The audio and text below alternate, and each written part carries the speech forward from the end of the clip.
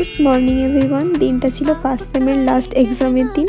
Next day আমাদের plan হয় ফ্রেন্ডসরা মিলে মেট ক্যাফে হলে ঘুরতে যাওয়ার জন্য। তারপর প্ল্যান মতোই আমরা ঘর থেকে বেরোই, সেখানে টিকিট কেটে নিই, আমরা সোজা চলে আসি ভেতরে।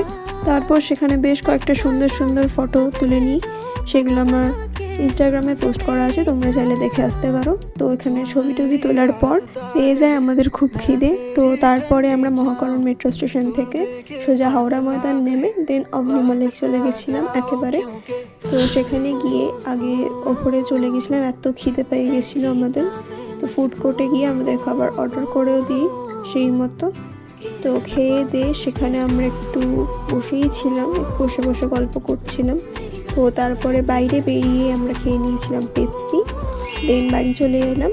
বাড়ি এসে দেখে একটা পার্সেল এসেছে, আমার আইলাইনারটা শেষ হয়ে গেছিলো, ওটাই নিয়েছিলাম। So yeah, that's it.